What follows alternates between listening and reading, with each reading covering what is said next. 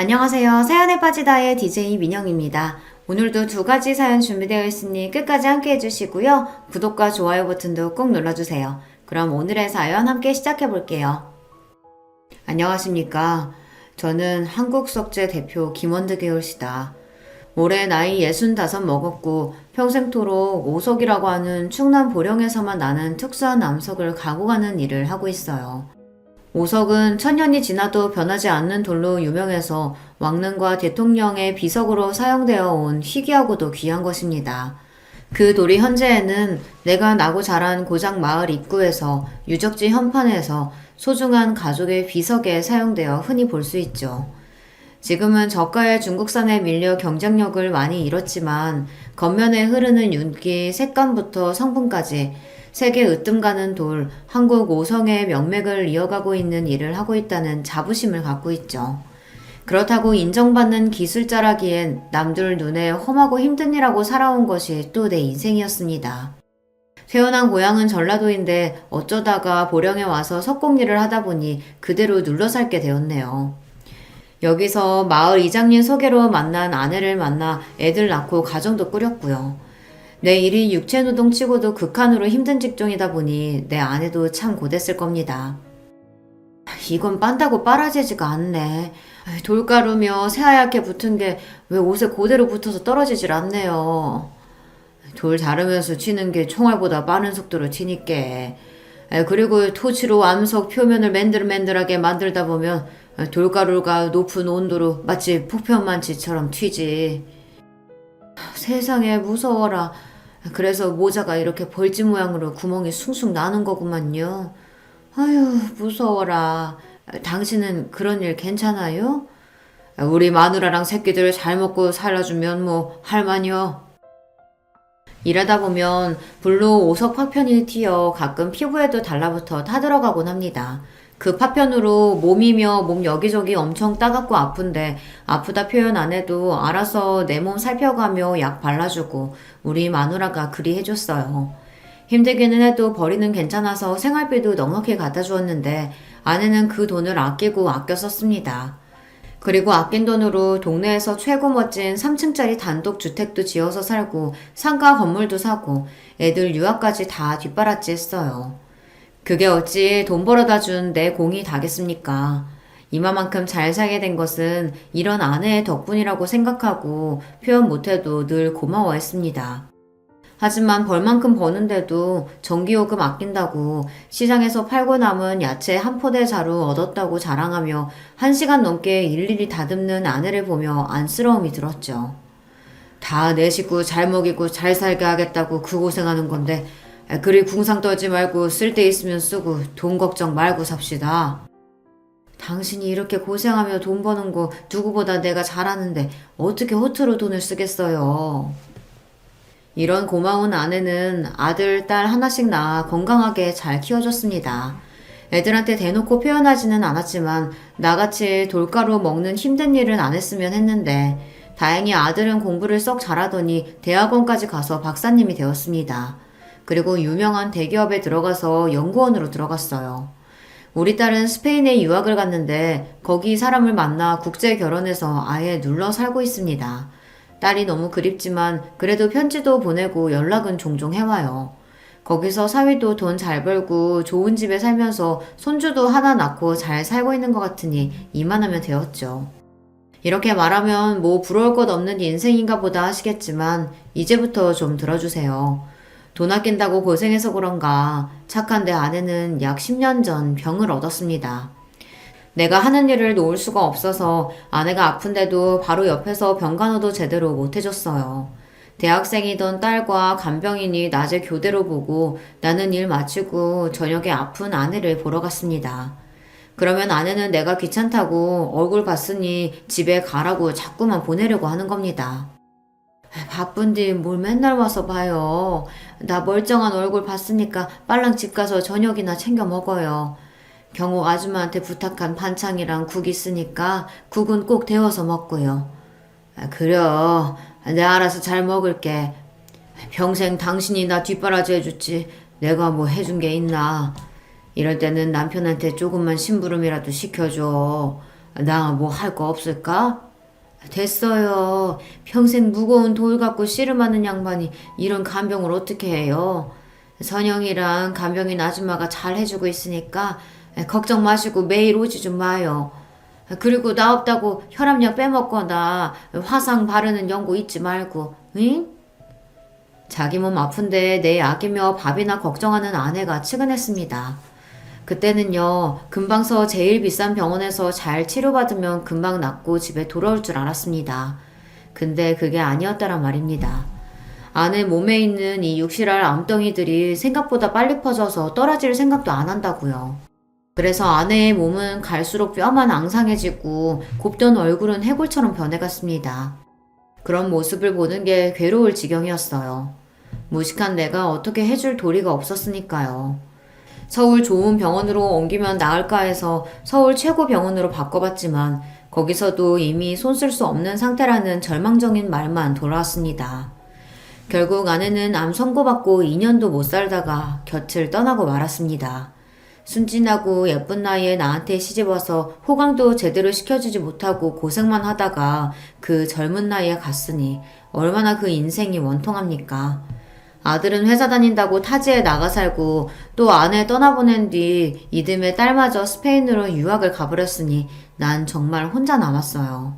아내 없이 혼자 어찌 살아가나 막막하고 두려웠는데 산 사람은 또 산다고 그냥 사라지대요. 내가 재산이 많다고 동네에 소문이 자자하니까 호랍이 된 나도 선자리가 들어오긴 했었습니다. 평생 남자들끼리 부대끼며 힘쓰고 몸쓰는 일만 하던 나 같은 놈이 여자랑 연애하고 그런 낯간지러운 행위는 잘 못하겠어요. 돈이나 깎던 놈이 여자를 만날 줄도 모르고 환심을 살 줄도 모르니 선자리 다 고사했습니다. 애들이 어려 엄마가 필요한 나이라면 모를까. 아들, 딸 대학 졸업하고 다들 뿔뿔이 독립해서 사는데 뭐 꼭 재혼을 해야 하나 싶었고요. 그렇게 호라비로 살아간 세월이 벌써 8년이 흘러버렸네요. 그 사이 자식들 다 시집 장가 보내고 뭐 죽는 날까지 이렇게 살다 가겠구나 싶었는데 그런데 이게 웬일입니까? 나 같은 놈에게도 아주 꽃처럼 어여쁘고 말씨도 우아한 그런 여자가 짠하고 나타난 것입니다. 무슨 날도 아닌데 며느리랑 손주랑 같이 날 보러 내려왔습니다. 맛있는 점심 사달라기에 읍내에 있는 좋은 고깃집에 데려가서 식사하고 있었죠. 그때 며느리가 이모! 하고 누군가를 무척 반가워하는 것 아닙니까? 이모, 어떻게 여기서 만나요? 잘 지내셨어요? 아버님, 저 예전 살던 동네에서 친하게 지내시던 이모예요. 그런데 이렇게 우연히 여기서 만나게 되네요. 같이 오신 일행 없으시면 이모도 우리랑 같이 하세요. 아버님, 합석 불편하신 건 아니시죠? 물론이지. 우리 며느리랑 친하게 지내신 이모님이면은 나한테 사돈뿐이나 마찬가지라는 소린데. 자, 여기 앉으십시오. 낯선 여성분과 함께 자리라니 어색하긴 했지만 그래도 그 여사님과 며느리가 나한테 살갑게 말을 붙여주니 분위기가 괜찮더군요. 그분은 아담한 체구에 고운 분홍빛깔의 코트를 입으신 아주 단아하고 예쁜 용모를 가진 분이었습니다. 안녕하세요. 전 배현숙이라고 해요. 홍성군에 사는데 오늘 일이 있어서 고기 사러 여기까지 왔어요. 여기 고기가 그렇게 좋다고 들었습니다. 맞죠, 사장님? 예. 여기가 금방 축사해서 기른 놈으로 바로 도축해서 고기가 신선하고 아주 맛있어요. 홍성군에 사시면 우리 이웃이시구만요. 식사를 마치고 나오면서 서로 인사를 나누는데 며느리가 전화를 받더니 이렇게 얘기했습니다. 아버님, 저는 갑자기 급한 일이 생겨서 먼저 갈게요. 두 분은 어디 다방에서 차라도 드시고 가세요. 네? 꼭이요.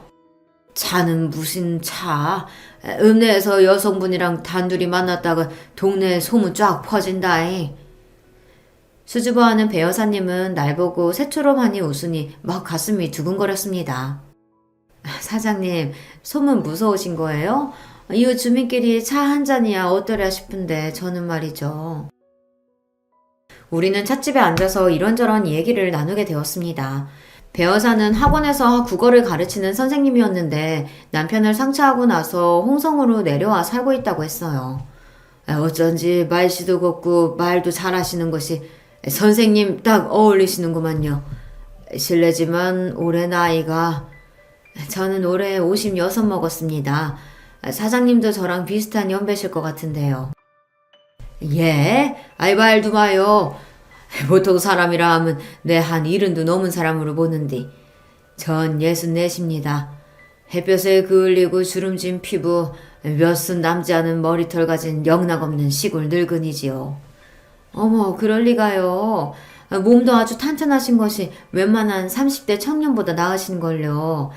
그렇게 청년 같은 몸매 유지하시는 비결이 궁금해요. 아유, 비결이랄 것이야. 제 일이 그렇습니다. 오석 바위 덩어리가 수십 톤, 최대 100톤에 이르는 어마무시한 걸 다루지요. 그런가 하면 제 손은 더 가관입니다. 여기 이 중지손가락이랑 여기 좀 보세요. 20년 전 운반 작업 중에 내려앉은 40톤 오석에 끼어서 여기 가운데 뼈가 바스라졌어요. 치료받고 나니 이렇게 뼈 없이 살점들로 채워지더군요. 움푹 패인 상처와 붉먹은 돌가루로 난 화상 자국이 이 사람 손이라고 볼 수 없죠. 이런 손이다 보니 내 그래서 여간에서는 악수도 잘 안 해요. 그런데 배어사가 그런 제 오른손을 가져다가 아이처럼 여기저기 보면서 아이 참 아프셨겠다라며 제 손을 살살 만지는 겁니다. 뜻밖의 상황에 심장이 쿵 내려앉은 듯이 놀라 얼어붙었어요. 그런 내 모습을 보던 배어사는 사장님 귀여우시다 라며 배를 잡고 웃었습니다. 그날부터 일을 할 때에도 밥을 먹을 때에도 배어사가 생각났어요. 뽀얀 피부에 특히 웃을 때 눈이 반달을 얹은 그 고운 얼굴이 아른거렸습니다. 그럴 때면 머리를 세차게 흔들며 나 자신을 홍군형 냈습니다. 에이, 주책맞게 왜 이러는 거냐? 선생하던 많이 배우고 예쁜 도시 여자야. 나 같은 것이 언감생신. 정신이나 차려라 이놈아. 근데 처음 만난 지 3일이 지나고 배우사에게서 전화가 왔습니다. 사장님, 저 운전이 너무 무섭고 서투른데 좀 가르쳐 주실래요? 그 이야기를 듣는데 처음엔 제 귀를 의심하고 말았습니다.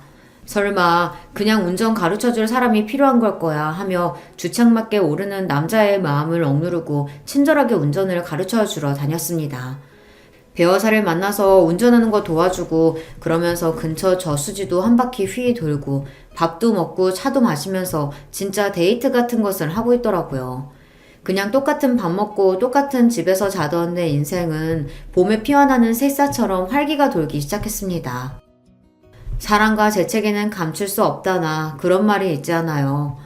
요즘 내가 재미나게 사는 것 같다고 자꾸만 일하다 외출 나가니 같이 일하는 직원들은 물론 주변 사람들이 슬슬 눈치채기 시작했습니다. 좋은 오석 자르고 남은 것들을 건축용 자재 만들 요량으로 정과 망치 들고 앉아 모서리를 툭툭 깎아내고 있는데 문득 그런 생각이 듭니다. 아, 이렇게 신나는 인생이 또 있던가. 나도 이제 남은 세월 배어사와 함께하고 싶다. 그때 저쪽 작업장에 있던 석공들이 들뜬 목소리로 날 불렀습니다. 사장님, 손님 오셨슈. 빨리 와요. 일어나서 옷에 묻은 돌먼지를 털고 있는데 제 눈에 들어온 것은 이 작업장에 어울리지 않는 고운 모습을 한 여인, 바로 배여사가 와 있던 거죠. 허둥지둥 급하게 배여사에게 달려갔습니다. 아니, 배여사님이 여기 누추한 데까지 어쩐 일이셔요? 한참 더우신데 수박 좀 드시라고 새참 좀 싸왔어요. 여기 직원분들 모두 오셔서 잠시 들고 일하세요. 배어사는 무겁게 이고 온 수박이랑 참외랑 일회용 접시에 몇 덩이씩 담아 석공들에게 나눠주었습니다. 그걸 받아드는 직원들은 사내만 가득했던 곳에 여자분이 오시니 어리둥절도 하고 몇몇 녀석은 나를 보며 휘죽 웃는 것이 아닙니까? 아유, 수박 참 시원하고 달다. 그런데 누구셔요? 사장님 소개부터 하시는 것이 예의 아니어요? 여기 우리 며느리랑 친한 이모분이셔. 옆에 홍성에 사시는. 배우사님, 저 이리로 오십시오. 겸연쩍게 웃으며 직원들에게 소개하고 후다닥 배우사를 데리고 사무실로 모시고 갔습니다. 여기가 시원해요. 작업장은 뜨거운 토치에 기계들이 위험하고 또 덥습니다. 어쩐 일로 저 일하는 곳까지 연락도 없이 왔어요? 사장님이 일하시는 곳이 궁금해서요. 그런데 사장님은 제가 와서 싫으신가 보다. 나는 토끼 눈이 돼서 두 손을 내밀고 세차게 적었습니다. 아유, 그럴 리가요. 아니요. 너무 뜻밖이라 놀라서 그렇지. 참 좋고 고마운 마음이에요. 배여사는 싸운 과일과 냉커피를 하나하나 나 먹으라고 내밀어주며 살뜰히 챙겨주었습니다. 이런 보살핌, 그것도 싸싸한 여자의 손길이 얼마만인지 내심 울컥했죠. 그리고 이어지는 배여사의 말에 내 온 마음은 껌뻑 넘어갔습니다. 사장님 매번 오성 얘기하시잖아요. 오석을 제일 사랑하고 그 일에도 자부심 많으신 분인데 그런 분이 어떤 곳에서 어떻게 일하시는지 너무 궁금했죠. 이제 와서 보니 사장님은 제 생각보다 훨씬 더 존경스러운 분이세요. 배여사만큼 대학 졸업한 교사인 양반이 나처럼 천한 일 하는 사람을 추켜 세워주니 몸둘 바 몰랐습니다. 그런 만큼 내 일을 인정해주는 것 같아서 눈물이 핑 도는 기분이었죠. 또 감동하셔서 막 울려고 하신다. 이러니 내가 사장님 막 아이 갖고 챙겨주고 싶고 그래요. 이제 나는 주변에 배여사를 내 사람으로 소개하고 동네에 대놓고 연애하며 지냈습니다. 아니, 연애를 넘어서 자식들만 인정해준다면 같이 살림 차리고 싶었죠. 둘 다 상처한 지 오래겠다. 자식들도 다 키워놨겠다. 거릴 것도 없다고 생각했어요. 그런데 그게 아니더란 말입니다. 앞으로 나와 같이 새 인생 꾸려갈 좋은 분 만났다. 조만간 조촐하게 혼인식 열었으면 하는데. 벼르고 벼르다가 아들 며느리가 집에 찾아온 김에 내 결심을 밝혔습니다. 그런데 뜻밖의 며느리는 두 손 들고 환영했어요. 어머, 축하드려요, 아버님. 그럼요. 아버님 인생이신데 재미나게 사셔야죠. 그렇지만 아들은 똥 씹은 표정으로 나를 노려보듯 이렇게 대꾸했습니다. 지금 연세에 무슨 재혼이세요? 아버지 예전 버릇 아직 못 고치셨네요. 그 무슨 소리야? 버릇이라니. 내가 바람이라도 폈단 말이요? 옛날에 엄마랑 부부싸움 하시면 꼭 튀어나오는 어떤 여자분 이름 있었잖아요. 그 얼마 만에 들어보는 이름인지. 정임이 황정임. 예전 시절 어쩌다가 아내랑 싸우면 아내는 꼭 내가 첫사랑을 못 잊어 산다며 원망했습니다. 정말 아닌데 쓰잘데없는 소리라고 외치고 집 밖으로 나와버린 적이 한두 번이 아니었죠. 그런데 그 광경을 목격한 아들마저 지금까지 오해하고 있던 모양입니다. 자식이라고 모를 줄 아셨어요? 정임이라는 여자 때문에 엄마 가슴에 대못 박으셨잖아요. 이제 엄마 돌아가셨으니 상관없다 이 말씀인가요? 아이고 억울해 죽겠네. 나는 정임이랑 아무 짓도 안 했어. 아니 애초에 그럴 건덕지도 없는 사이여. 너희 엄마가 오해한 걸 가지고 왜 너까지 이러냐? 정희미는 내 어릴 적 석공예를 배우겠다고 황 선생님 밑으로 들어갔을 때 만난 처자입니다. 태어나기를 전라도 어촌지방 입에 풀칠하기 어려운 집이었어요. 그 당시 기술공 하고 싶어도 어디 가르쳐주던 데가 있긴 하나요. 배운 것 없는 놈이 석공이 되어보겠다고 고향 떠나 스승님 댁에 3년을 살았습니다. 그저 기술자다 하면은 그분 하라시는 대로 뭐든 해야 했죠. 처음에는 집공살이도 아니고 머슴살이었어요. 그래도 내가 어디 갈 데가 있기라나 언젠가는 가르쳐 주시겠지 하며 기다렸습니다. 군말 없이 시키는 일 하며 사니 작업할 때 불러서 허드렛 일, 석공일, 작은 일부터 시켰어요. 그 당시 이런 수업은 정말 인품 좋은 스승님 만나지 않고서야 그 기술을 온전히 받아내기란 언감생심이었죠. 인색한 황 선생님 어깨너머로 석공 기술이나 돌아가는 과정들을 스스로 터득해야 했어요. 한편 정희미는 그 황 선생님 슬하의 외동딸이었습니다.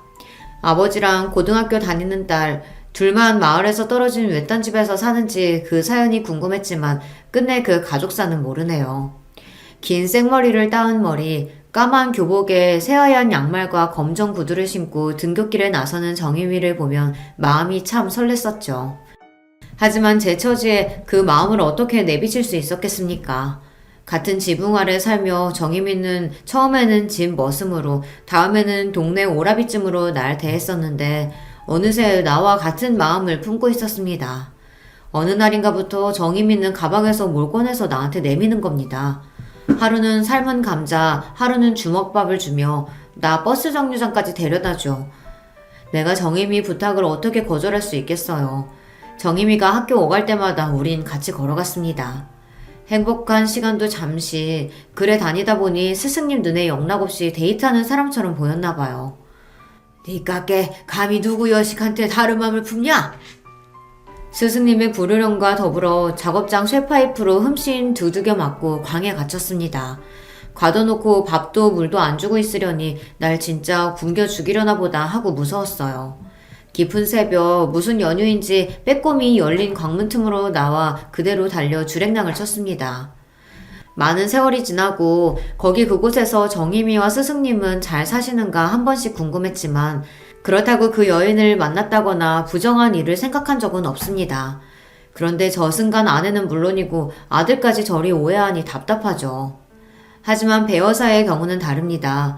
홀로 이만큼 살아왔으면 이제 내가 좋아하는 여자 만나도 되지 않겠나 싶어요. 아들의 반대가 있었지만 난 배 여사와 계속 만나왔습니다. 그 착하고 아름다운 여인을 점점 깊이 사랑하게 되었어요. 그러고 보니 늘 배 여사에게 받기만 해봤지 내가 제대로 된 선물 하나 못 해줬네. 뭐 갖고 싶은 거 있는가? 수줍은 듯 배시시 웃는 배 여사는 생각해볼게요 말만 하고 뭐 요구하지도 않아요. 사람 애간장 녹일 만큼 말은 또 어찌나 예쁘게 하고 늘 나를 챙겨주는 그 마음이 고마워서 무슨 선물이 없을까 고민하다가 며느리에게 물어봤습니다. 며느리는 여자들 목이나 귀에 하는 진주 세트나 금부치가 좋을 것 같다고 해서 서울 종로까지 가서 배어사 선물을 샀지요. 오랜만에 서울 온 김에 손주 녀석이나 보러 갈까 해서 아들 사는 집 앞 슈퍼에서 뭐 사들고 갈 걸 고르고 있었어요. 그런데 익숙한 목소리가 들려왔습니다. 이모, 이제 우리의 계획이 결실을 맺어간다. 시부가 청혼할 기세인가 봐. 글쎄 나한테 여자한테 뭐 좋은 선물 없겠냐고 물어보시더라고. 원래 잘하던 거니까 실수 없게 잘할 수 있지? 그 노인의 재산 다 뜯어낼 때까지는 정체 잘 숨기고 더 구워 삶으란 말이야. 알겠죠? 이건 분명 나를 놓고 배여사와 며느리 둘이서 꾸민 더러운 가짜 연극판이었던 것입니다. 소름 돋는 사실을 알고 나서 몇 날 며칠 괴로움에 몸부림쳤는가 모르겠어요. 그리고 난 아주 어둡고 무시무시한 계획을 세우고 실행하기 위해 나섰습니다. 외로운 호라비 마음 이용해서 재산 뜯어내려고 드는 저 꽃뱀년들을 내가 박살내버리고 말 거다. 휘잉 바람이 세차게 부는 이곳은 오석 채석장입니다. 머리가 깨질 것 같네. 근데 여긴 어디야? 이렇게 춥고 바람이 부는데 내가 누워있던 걸까? 어머, 여기 10m는 좋게 되나봐. 무서워. 아유, 기집애야 조용히 좀 해. 잠을 잘 수가 어머, 이게 뭐래? 여기 어디야? 윤희야, 우리 왜 이런 곳에 있는 거니? 두 여자는 뜻밖의 상황에 어찌할 바를 모르고 무섭다고 아우성이었습니다. 네, 저는 그 사기꾼들을 굴착기 버킷에 태우고 상공 5m 위에 그들을 떠 올려놓고 있었던 것입니다. 숙녀분들, 거기서 그렇게 흥분하고 있다가는 굴착기 밖으로 떨어집니다. 그럼 5m 아래로 떨어질 텐데 어디 하나 부러지지 않겠어요? 나는 굴착기 조정석에서 그들을 향해 이렇게 소리쳤어요. 아버님이 우리 여기 둔 거예요? 도대체 왜요? 빨리 내려주세요. 좋은 말 할 때 내려주시라고요. 그 이해를 정녕 몰라서 묻냐? 사기꾼 너희들이 더 잘할 것이 아니냐? 내 당신들 비석만큼은 A급 5석 제일 좋은 놈으로 해줄 테니까 죗값 받고 가시게들. 난 레버를 당겨 그들이 타고 있는 버킷 각도를 변경했습니다. 버킷에서 떨어질 듯한 두려움을 느낀 그들은 버킷 안쪽으로 다급히 숨었습니다. 잘못했어요. 내가 잘못했으니까 노염 풀어주세요. 사장님 이렇게까지 하실 분 아니잖아요. 배여사는 눈물을 흘리며 두 손 모아 싹싹 빌며 나에게 용서를 구했습니다. 하지만 며느리는 핏발 가득 선 눈으로 날 매섭게 노려보며 소리쳤어요. 아버님 손주요. 아버님이 이러시는 걸 지연이가 알면 어떻게 될까요? 아버님 성격에 그 죄책감 안고는 못 사세요. 안 그래요? 그 말을 들으니 아들, 손주 얼굴이 그려졌습니다. 내가 이성을 잃고 지금 무슨 짓을 하고 있는 건지 정신이 퍼뜩 들었습니다. 마음 같아서는 이들을 채석장에서 아예 어떻게 해버리고 싶었지만 끝까지 갈 용기가 없다는 걸 깨닫고 말았죠. 결국 굴착기 버킷을 땅에 내려서 그들을 보내주기로 했습니다. 발이 지면에 닿자마자 그 두 여인은 혼비백산해서 도망쳐버렸고요. 그들을 바라보며 나는 굴착기 조종석을 떠나지 못하고 들고 있던 막걸리를 마셨습니다. 밤하늘에 수놓아진 별에 대고 사는 것이 왜 이렇게 쓰고 아픕니까? 더 살면 얼마나 더 험한 꼴을 당할라나요? 이렇게 엄마 생각하며 울었어요. 경찰한테 끌려갈 각오로 집에 돌아와 기다렸지만 여러 날이 지나도록 조용했습니다.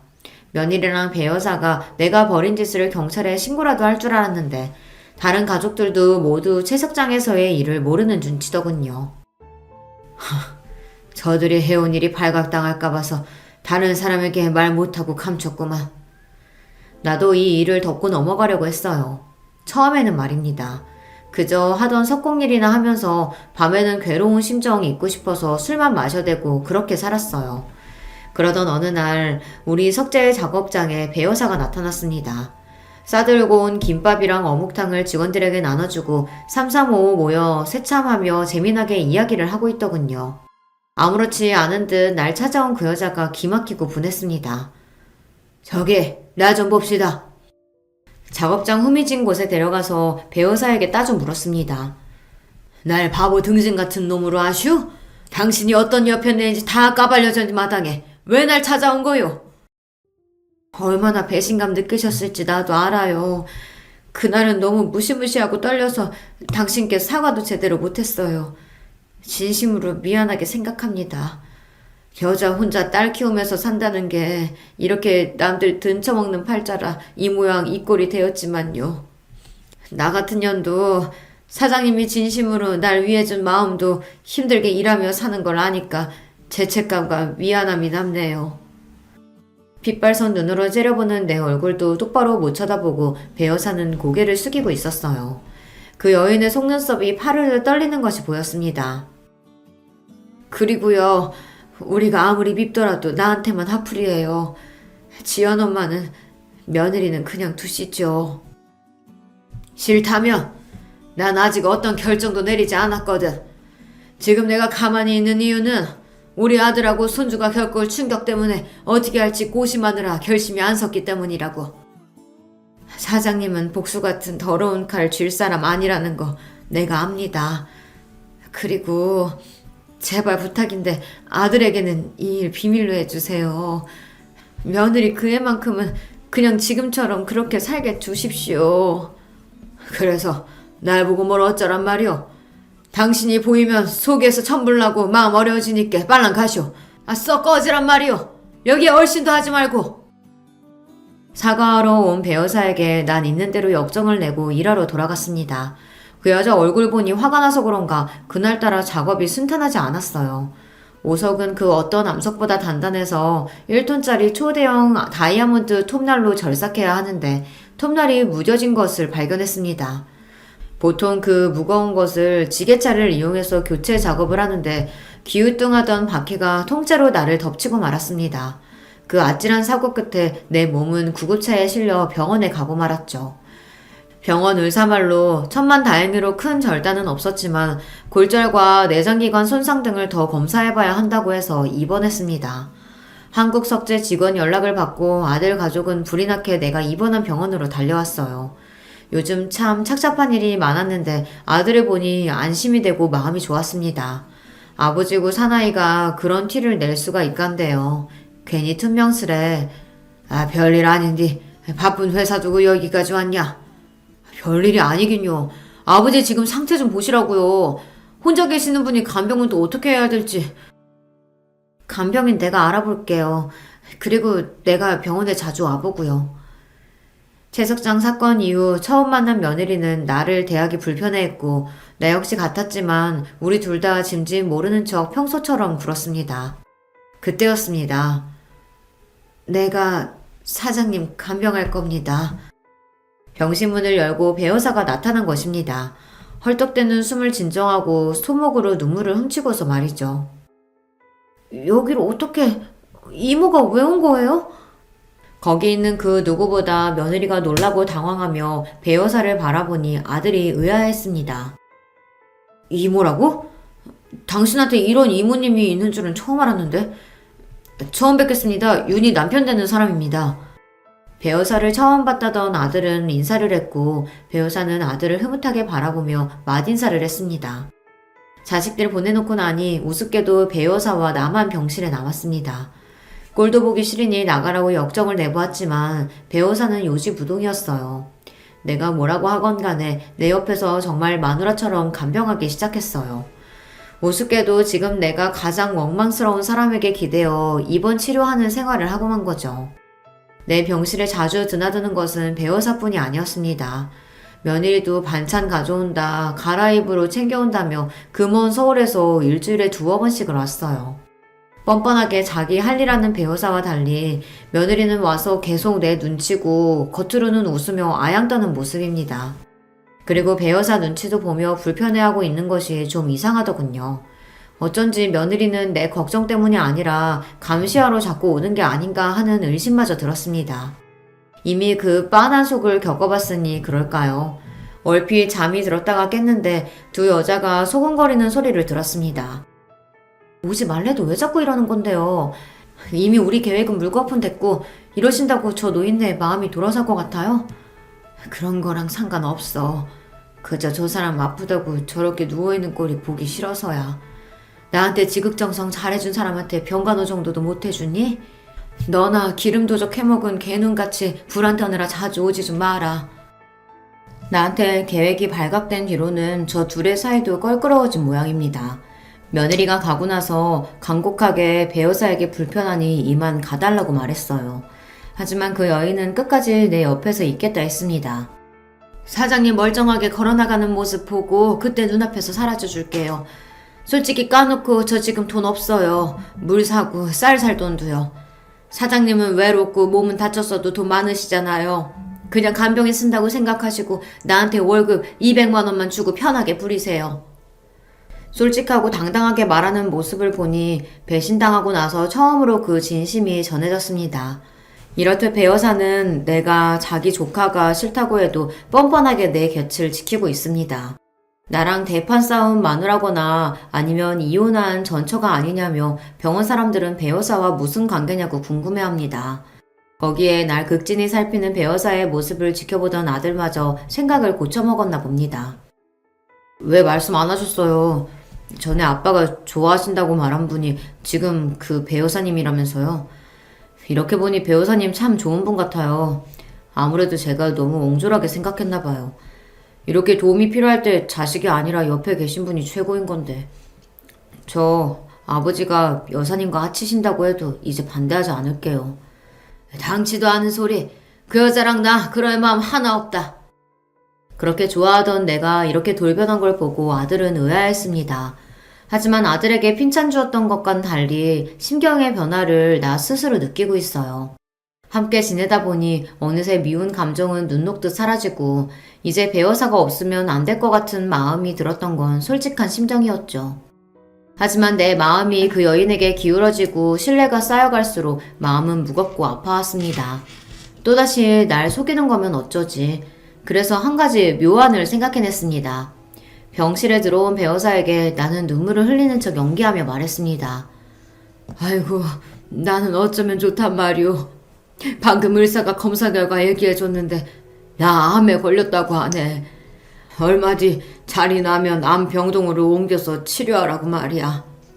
그 말을 듣던 배여사는 믿을 수 없다는 표정으로 있다 금세 후두둑 눈물까지 손등에 뿌렸습니다. 뜨겁게 내 손을 잡고 울먹이면서 말했어요.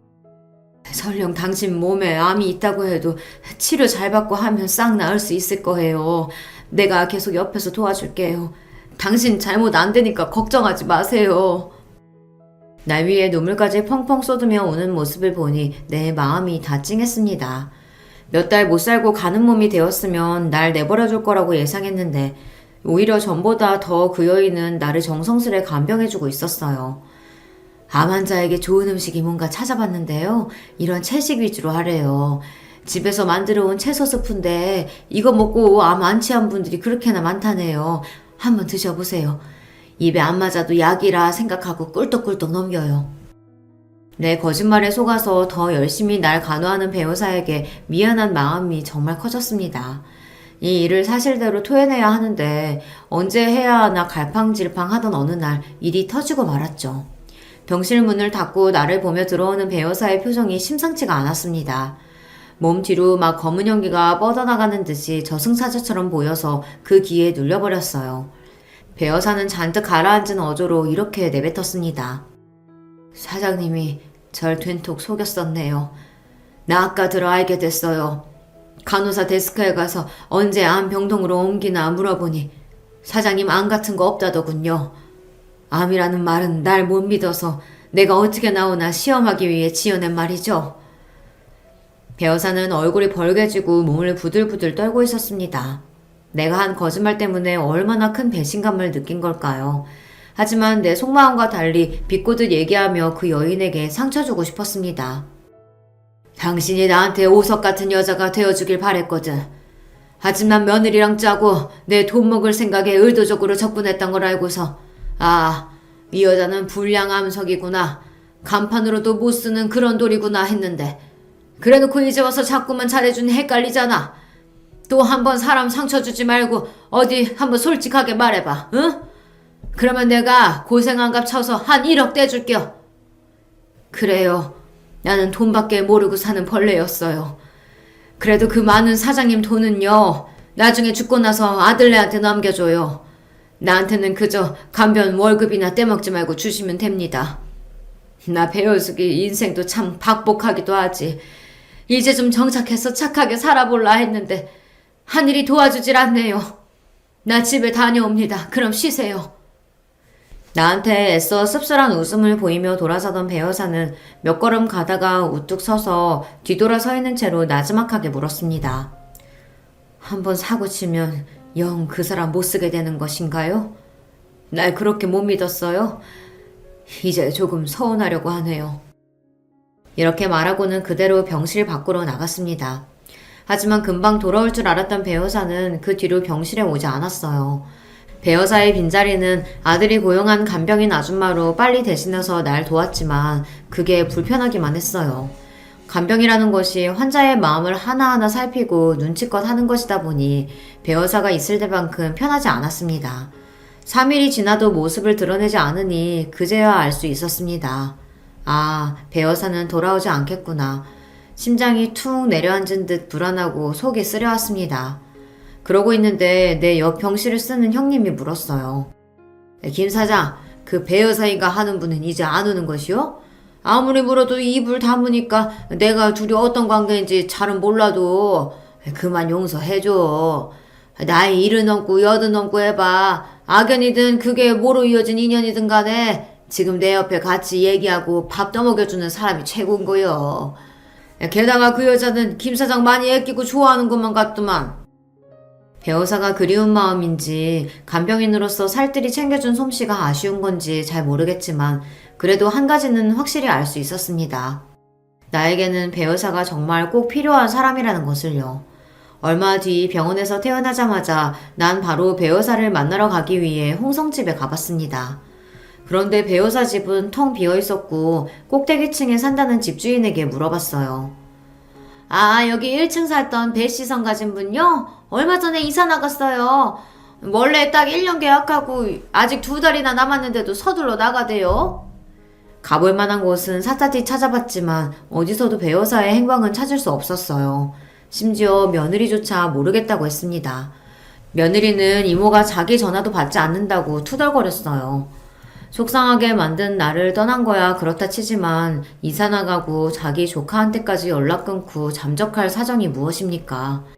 난 이상하게 자꾸만 배 여사가 불안하고 걱정이 되었습니다. 근데 기다리던 배 여사의 전화가 왔습니다. 마지막으로 사장님 목소리 듣고 싶어서 전화해봤어요. 나 참 질척이고 구질구질하죠. 여기 저수지 보며 내 삶을 돌아보니 그럽디다. 처음부터 그런 모양새로 살려던 건 아니었는데 어쩌다 보니 감옥에도 다녀왔고 먹고 산다고 사람 이용해 먹던 걸레 같은 날 누가 좋다고 하겠어요. 사장님도 내가 꾸며낸 국어 선생하던 그런 여자가 좋았던 거 아니에요? 나도 돌아가신 사모님처럼 아니면 첫사랑 여자처럼 만났으면 꽤 괜찮게 그리 살 수 있었을까요? 수학이 넘어 들리는 목소리가 이미 술에 잔뜩 취해 꼬부라져 있었고 더 큰 걱정은 나쁜 마음 먹기 전 마지막 할 말을 하는 사람 같았다는 겁니다. 난 몹시 다급해져서 계속해서 어디냐고 물었어요. 그래도 묵묵부답인 배 여사에게 격앙된 목소리로 말했습니다. 당신이 모여도 좋으니 딱 한 번만 만나실다. 응? 지금 어디요? 위치를 듣자마자 난 번개같이 차에 올라타 배 여사가 있다는 저수지로 몰았습니다. 저수지 주변을 찾아보다가 얇은 옷가지가 바닥에 펄럭이며 위태롭게 서 있는 배 여사를 볼 수 있었어요. 보자마자 우리는 서로 거칠게 끌어안았습니다. 그 저수지에서 눈물의 화해를 하고 또 서로의 마음을 확인하고 말았죠. 배 여사를 내 집에 데려와서 그날부터 같이 살기로 했습니다. 다 늙어서 하는 사랑이라지만 이젠 어디 눈치 볼 곳도 거칠 곳도 없으니까요. 더 이상 마음 속이지 말고 지금 느끼는 대로 믿는 대로 살고 싶었습니다. 하지만 우리의 동거 생활은 머지않아 발각되고 놀라운 사실 앞에 서고 말았죠. 얼마 뒤 집에 찾아온 며느리가 나와 배 여사가 함께 있는 집을 보고서는 기겁하며 놀랐습니다. 나와 배 여사를 번갈아 보던 며느리는 배 여사를 쏘아보며 날카롭게 말했어요. 설마 두 분 같이 살고 있는 거예요? 연락도 두절되더니 이러고 사셨어? 귀엽고 사고에 치고 말았네. 아버님 꼬셔보라고만 했지 엄마가 그렇게 나오면 이 집안 관계가 얽히게 됐는데 진짜 콩가루 집안 만들 셈이야? 나도 어쩔 수 없었어. 그리고 이런 말 어떨진 모르지만 어쩌면 네가 이혼당할 수도 있잖아. 그러면 내가 너희 시아버지와 결혼하는데 아무 문제 없지. 나와 배 여사가 진심으로 사랑하는 사이가 된 것을 알게 된 며느리는 배신감에 목소리가 떨려왔습니다. 뭐? 엄마 진짜 이런 사람이야? 남자한테 빠져서 딸까지 이혼시킬 양반이네? 아니, 난 지금 그대로 잘 살 거야. 게다가 이 집안에 장손도 낳아준 몸이라고. 물러나야 할 사람은 바로 엄마라고. 맞죠, 아버님? 아버님은 자식들 몰라라고 여자나 선택할 분 아니시잖아요. 그래, 상관없어. 사장님이 그리 결심한다면 나도 군말 없이 따를 거다. 너와의 관계, 그것 빼고는 내 과거 모두를 사장님한테 털어놨었고 그거 알고도 날 받아주신 분이야. 잠깐만. 내가 잘못 들은 건가? 엄마라니, 배 여사를 왜 그렇게 부르냐? 며느리가 시집올 때 만난 안사도는 분명 배 여사가 아닌 다른 분이었습니다. 도무지 믿을 수 없는 상황에 놓이니 난 머리가 뒤죽박죽했어요. 난처해하는 며느리는 결국 이야기를 털어놓고 말았습니다. 아버님, 정말 죄송한데요. 저분이 절 낳아주신 친모 맞아요. 결혼식 때 만나셨던 제 친정엄마가 사실은 이모세요. 저분이 감옥에 가면서 어린 저를 이모댁에 맡기셔서 실제로 저를 키워주신 분도 이모고요. 하지만 저한테 엄마는 그분이지 저분은 아니에요. 아무리 그렇다고 해도 그렇지 제 친모가 아버님이랑 이러는 건 말이 안 되잖아요. 그러니까 이 관계 접으세요. 네? 바로 배 여사와 며느리는 모녀 관계였다는 것을 알게 된 것입니다. 너무 큰 충격에 어지럽고 한동안 아무 말도 할 수가 없었어요. 배 여사는 훌쩍이며 미안하다며 중얼거리고 있었고요.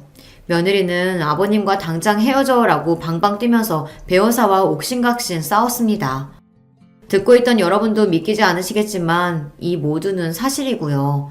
며느리가 꼭 헤어지라고 자기 친모를 내쫓으라고 내 손을 잡고 신신당부하고 서울로 올라갔습니다.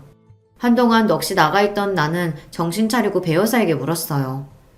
이 놀라운 일을 당신은 끝까지 나에게 숨긴 거요? 배 여사는 흐느끼며 울기만 할 뿐 나에게 아무 말도 하지 못했어요. 당신이 2번이나 이혼한 여자라고 해도 괜찮았어. 한 번 결혼은 유부남인 줄 모르고 당해서 간통죄로 감옥 갔다고 해도 딸 키워보겠다고 돈 많고 병든 늙은이 꼬셔서 후처로 들어가 살았단 말 들었어도 난 당신을 받아들였어. 왜? 그래도 많이 좋아하니까. 내 여자의 지난 과거는 나만 묻고 살면 되니까. 하지만 이건 아니잖여. 숨겨도 숨겨지지가 않는 것이 천륜인데. 내내 죄인처럼 땅에 얼굴을 묻고 있던 배 여사는 얼굴을 들고 나를 처음 쳐다봤어요. 말했다시피 나는 당신에게 뭐라 주장할 수가 없어요. 그러니까 사장님이 정해주셔요. 나가라면 바로 짐 싸서 나가고 어디 모르는 곳에 꽁꽁 숨어 살게요. 있으라고 하면 여기 같이 살 거예요. 나는 어째야 하는지 말해주셔 봐요. 내가 같이 살자 하면 살겠다고? 그럼 며느리는 어찌 볼 생각이요? 그 애가 난처해져도 상관없다는 말인가? 그래서 내가 죽으려고 했어요. 나 같은 것만 세상에서 없어지면 내 딸도 살고 당신도 이런 비밀 따위 모르고 살았을 텐데 말입니다. 그딴 소리 하지 마요. 아무리 그래도 사람이 어찌 제 목숨을 스스로 끊는단 말이오. 죽어서도 성물 못하고 구천 떠들고 싶소? 이 충격적인 사실을 알고 난 뒤에도 한동안 배어사와 한 집에 살았습니다. 이 집에서 나가면 어디 갈 곳도 없는 처지에 돈도 없는 짠한 사람이니까요. 하지만 같이 산다고 한들 이전처럼 서로를 대할 수는 없었죠. 난 하숙생처럼 집에서 잠만 자고 일하러 가서 일 끝나고도 밖에서 시간을 보내다가 밤 늦게 집에 돌아왔습니다. 이러지도 저러지도 못하는 나는 정말 등신 같은 놈이었습니다. 장대비 세차게 내리던 어느 날 배어사는 호련히 사라지고 말았어요. 결정도 내리지 못하는 나를 보며 그 여인은 얼마나 괴로웠을지 나에게 어떤 원망도 하지 않고 떠나간 그 여인에게 미안합니다. 떠나고 난 여인의 빈자리는 어찌나 크던지요. 배어사와 같이 살지도 못하고 그렇다고 이 여자를 마음에서 떠나보낼 수도 없는 그런 지경에 와 있는 것입니다. 저승에 먼저 가 있는 진욱이 엄마가 날 미친놈이라고 욕해도 어쩔 수 없지만 말이죠. 한 번씩 배어사가 어디에서 어찌 지내고 있는지 궁금했지만 끝내 연락 한 통 보내지 않았습니다. 죽지 못해 그렇게 살다가 추석을 맞이했어요. 명절인데 어쩐 일인지 며느리는 빠지고 아들과 손주만 내려왔습니다. 먼저 간 아내의 제사를 지내고 아들이랑 둘이 막걸리를 하며 얘기했어요. 요즘 집사람이랑 사이가 좀 그래요. 애도 잘 안 챙기고 밖으로만 놔두는 것 같고 부부 생활이 이렇게 힘든 거였어요. 우리 엄마 아들 기대하고 결혼한 내가 멍청한 거였나 봐요. 정확히 며느리가 무슨 잘못을 했느냐고 물었지만 시시콜콜 그런 이야기를 아버지에게 털어놓는 녀석은 아니고 그저 막걸리만 들이켰습니다. 같이 마시다가 하마터면 나도 며느리가 내게 했던 짓 어쩌면 네가 아는 그런 여자가 아닐 수도 있다는 폭로를 할 뻔했어요. 며느리 제 험을 덮어주었으면 그만큼 가정 잘 지키고 제 본분 다 해주었으면 좋겠는 마음인데 그 애가 참 원망스럽네요. 호라비로 살아왔던 내 삶은 변함이 없지만 마음은 대폭구멍이 뚫린 듯 더 휑하고 시립니다. 글을 쓰는 지금도 내가 얼마나 배어사를 그리워하고 있는지 뼈저리게 느끼고 있어요. 여기에는 다양한 인생 경험을 하신 분들이 많다고 들었습니다. 그렇다면 고민하는 저에게 한마디 건네주시겠습니까? 복잡한 사랑, 여기에서 멈추는 것이 맞을까요? 아니면 마음 가는 대로 그 여인을 잡을까요? 20대 청춘도 아니고 다 늙어서 이러고 있는 제가 민망스럽지만 이렇게 여러분께 조언을 간청해드립니다. 이제 저는 오석을 다듬으러 가봐야겠습니다. 삐뚤빼뚤한 글씨를 컴퓨터에 치고 다듬어준 성진이와 별것 없는 제 글을 봐주신 여러분에게 감사의 인사를 머리 숙여 드립니다. 그럼 안녕히 계십시오. 안녕하세요. 결혼한 지 3년 된 주부입니다. 저는 저의 인생만 억울하고 화나는 일이 가득한 줄 알았는데 이 채널에 올라오는 수많은 사연을 접하고 보니 세상에는 참 억울하고 슬픈 일 당하는 사람이 많구나 하는 생각이 들었습니다. 그래서 모두 함께 힘내자는 차원에서 저도 용기 있게 저의 이야기를 한번 해보려고 합니다. 남편과 저는 아주 질긴 인연으로 얽혀 있습니다. 저희가 처음 만난 것은 같은 과 선후배로였습니다. 신입생 오리엔테이션이 있던 날 밤 신입생 환영의 의미로 선배들이 무대에 나와서 아이돌 춤을 추는 순서가 있었는데요. 그 무대에 섰던 그 사람을 처음 본 순간을 아직도 잊지 못합니다. 무대에 화려한 조명을 받으며 멋지게 춤을 추는 그 사람의 모습에 저는 정말 첫눈에 반해버렸습니다. 잘생긴 외모에 훤칠한 키, 관객을 의식하며 한 번씩 날리는 윙크까지 저는 한순간에 그 사람에게 매료되어 버렸습니다. 이후로 복학생이었던 그 사람과 수업 하나를 같이 듣게 되었는데 공교롭게도 같은 조별과제 일원으로 편성이 되면서 급속도로 가까워졌습니다. 제가 첫눈에 그 사람에게 반했던 것처럼 그 사람도 제게 첫눈에 반했다고 하더군요. 그리고 얼마 지나지 않아 저희는 정식으로 사귀게 되었습니다. 그렇게 시작한 제 첫 연애는 순탄치 않았습니다. 처음 한두 달은 정말 구름 위를 걷는 것만 같이 행복했습니다. 하지만 그 이후로부터는 지옥이 시작되었습니다. 그 사람은 술만 먹으면 연락이 잘 되지 않았고 주변에 친한 여학생들도 너무 많았습니다. 행여라도 그 친한 여학생들과 함께하는 술자리에서 연락이 되지 않는 날에는 정말 정신병에 걸릴 것만 같았습니다.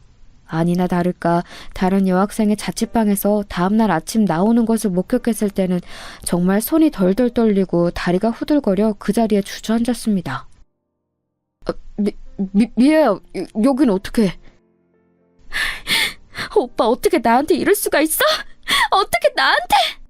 저는 함께했던 여학생의 머리끄댕이를 잡아 뽑아버리고 싶은 심정이었으나 막상 그 상황이 되니 온몸에 아무런 힘이 들어가지 않더군요. 그렇게 뒤도 안 돌아보고 집에 돌아와 끄끄거리며 밤새 울었습니다. 그런데 다음날 그 사람이 제 자취방에 찾아왔더군요. 미애야, 정말 미안해. 술 먹고 실수한 거야. 다시는 이런 일 없을 거야. 내가 오늘부로 진짜 술 끊는다. 됐어 오빠. 이만 돌아가. 우린 끝났어. 미애야, 내가 진짜 잘못했어. 내가 진짜 이렇게까지 빌게. 그 사람은 갑자기 바닥에 무릎을 꿇더니 흐느껴 울기 시작했습니다. 미애야, 나 용서해줘. 진짜 다시는 안 그럴게. 처량하게 바닥에 무릎을 꿇은 채로 제게 잘못을 비는 그 사람을 보는데 저의 마음이 약해지기 시작했습니다. 사실 너무나 큰 상처를 받긴 했지만 아직까지 그 사람을 사랑하는 마음을 지울 수는 없었거든요. 그래서 저는 눈 딱 감고 한 번만 용서해주기로 했습니다. 그만 일어나. 정말 다시는 안 그럴 거지? 그럼 정말이야. 약속해. 고마워 미애야. 저는 그때까지만 해도 너무나 어렵고 순진했기에 인간이 변할 수 있는 존재라고 믿었습니다. 하지만 그런 저의 기대는 또 얼마 지나지 않아 산산조각이 났죠. 그 사람은 처음에는 자신의 잘못을 진심으로 뉘우친 듯 술도 마시지 않고 어디를 가더라도 제게 꼬박꼬박 보고를 했습니다. 그런 그 사람의 모습에 정말 나를 생각해주는구나 하는 생각이 들면서 행복감이 들기도 하였습니다. 지금 와서 돌이켜보면 그런 생각을 했던 것을 철저히 후회하지만요. 제 버릇 못 준다고 어느 순간 제게 하는 보고도 점점 줄어들고 다시금 술에 손을 대기 시작하더니 1학기가 종강하던 날 다시 한번 사고는 터지고 말았습니다.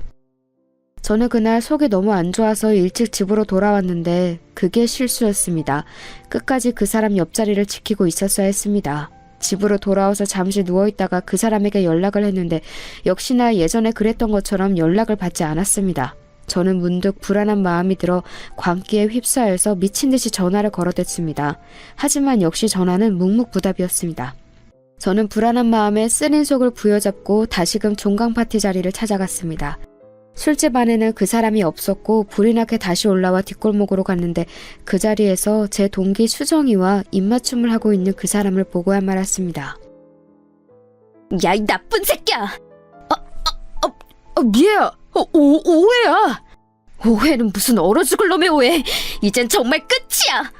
그렇게 저는 그 사람과의 관계에 종지부를 찍었고 저의 잔인했던 첫 연애는 그렇게 비극적으로 끝이 났습니다. 학교는 그대로 휴학을 했고 그 사람이 졸업을 하고 난 이후에나 복학을 해서 남은 학업을 마쳤습니다. 저는 그 후로도 오랫동안 첫 연애에서 입은 내상이 회복되지 않아 제대로 된 연애를 할 수 없었어요. 오랜 시간이 지나서 몇 번 만남을 시작하긴 했지만 이때 겪었던 트라우마로 그 누구에게도 마음을 잘 열지 못해 깊은 관계로 이어진 사람은 없었죠. 한 번은 정식으로 제게 청혼을 했던 사람도 있었습니다. 그 사람은 직업도 변호사에 키 크고 잘생긴 혼남에 저한테는 또 어찌나 잘했는지 정말 소위 말하는 1등 신랑감이었습니다. 그런데 이 사람이 참 좋은 사람이라는 것을 알면서도 이상하게 청혼에는 마음이 동하지 않았습니다. 지금 생각해도 그때 당시에 제가 왜 그랬는지 의문입니다. 그때 그 사람이랑 결혼하고 살았으면 내가 이렇게 힘들게 살지 않았을 텐데 하는 후회도 많이 했습니다. 하지만 그때 당시에는 그 사람의 청혼을 야멸차게 거절하고 다시 솔로의 생활로 돌아왔죠. 이처럼 저는 정상적인 관계에서는 크게 감흥을 느끼지 못하는 이상한 습관을 가지고 있었습니다. 어쩌면 이런 저의 모습이 첫 남자친구 같은 쓰레기를 만나게 된 원인이었는지도 모르죠. 휴학을 오래 했던 만큼 사회 진출도 동기들보다 다소 늦은 편이었습니다. 20대 후반에 접어들 무렵 시작한 회사 생활은 녹록지 않았습니다. 저보다 어리지만 몇 년 더 일찍 회사에 입사한 선배들과의 관계는 껄끄럽기 그지없었습니다. 업무량 또한 많아서 야근은 밥 먹듯이 하고 그나마도 야근을 안 하는 날은 집에 일거리를 가져와서 마저 해야 했습니다. 그렇게 밤새 집에서 회사 일을 하며 펑펑 울었던 기억이 있네요. 그래도 그렇게 2, 3년을 하고 나니까 어느새 적응이 되었습니다. 이제야 뒤늦게 평범한 사회인으로 자리 잡으려고 할 그 무렵 여기저기서 소개팅 자리가 들어왔습니다. 하지만 그때까지도 저는 첫 연애에서의 내상이 회복되지 않은 상태였어요. 그래서 선뜻 그 소개팅에 응할 수가 없었습니다. 그렇게 어영부영 홍기는 차가는데 짝을 찾지 못하고 있을 무렵이었어요. 본사에 있던 직원 한 분이 저희 부서의 팀장님으로 새로 발령을 받아서 오신다고 하더군요. 이전 팀장님과 잘 맞지 않아 많이 힘들었었는데 이번에 새로 오실 팀장님과는 부디 트러블이 없기만을 바랬습니다. 자, 모두 인사하지. 이번에 기획팀에 새로 발령받은 박준영 팀장이야. 안녕하십니까, 박준영입니다. 잘 부탁드립니다. 저는 순간 두 눈을 의심했습니다. 새로 온다던 팀장 박준영, 그는 바로 저에게 씻을 수 없는 첫사랑의 상처를 안겨준 대학 시절 그 남자친구였습니다. 네, 바로 앞에 말씀드린 술 마시면 연락 두절에 바람핀 걸 2번이나 걸려서 헤어졌던 그 사람이요. 아니, 김미애? 너가 어떻게 여길... 안녕하세요. 뭐야, 두 사람 아는 사이인가? 네, 부장님. 같은 대학 출신입니다. 여기서 만나게 될 줄은 몰랐네요. 거명쩍게 웃으며 그저 같은 대학 출신일 뿐이라고 얼버무리는 그의 모습을 보는데 참 대학 시절 그 모습 그대로라는 생각이 들었습니다. 아무튼 기획팀의 팀장으로서 열심히 해나가겠습니다. 모두 잘 부탁드립니다. 그렇게 그가 처음 발령받은 날 그 사람은 틈을 봐서 저를 따로 불러내었습니다. 잘 지냈어? 이렇게 만나게 되다니 우리 참 인연이다. 그치? 나는 그럭저럭 지냈어. 오빠랑 헤어지고 지옥같이 살았지. 그래서 막상 다시 마주치게 되면 정강이라도 걷어차줘야지 하고 있었는데 막상 이렇게 마주하니까 생각보다 아무렇지도 않네. 나도 오빠한테 받은 상처가 이제는 다 아물었나 봐. 오빠는 그때 그 버릇 그대로 아직도 자유롭게 살아? 아니 무슨 소리야 미애야. 그때는 나도 어렸잖아. 어렸을 때 실수야. 내가 진짜 다시 한번 사과한다. 아니 평생 사과할게. 그래서 말인데 너 이렇게 보자고 한 건 딴 건 아니고 우리 대학교 때 사귀었던 거 회사 사람들에게 비밀로 해줄 수 있어?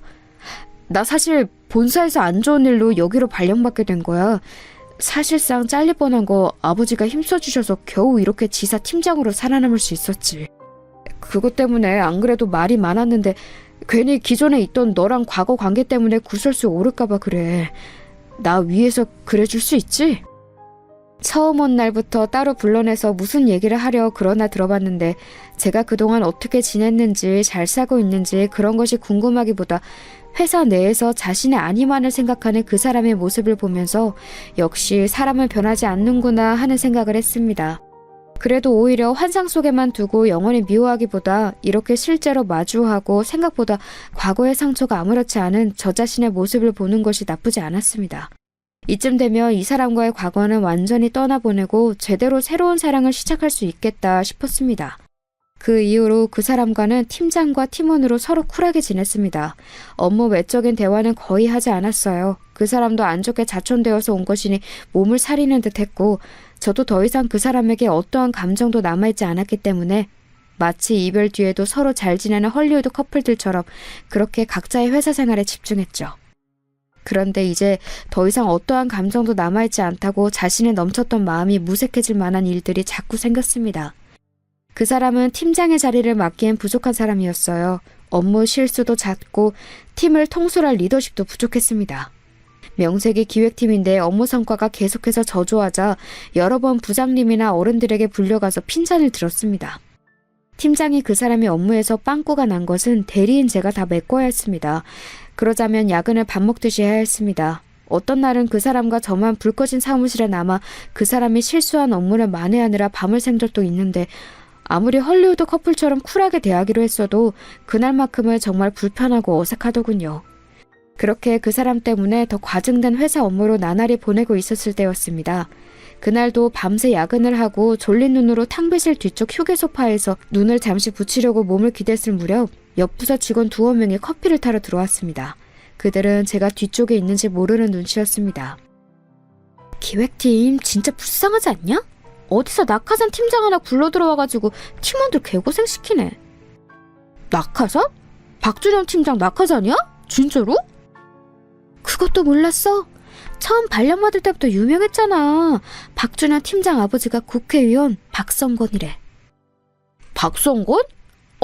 민주평화당 원내대표 그 박성건? 와, 미쳤다. 엄청 거물의 아들이었구나.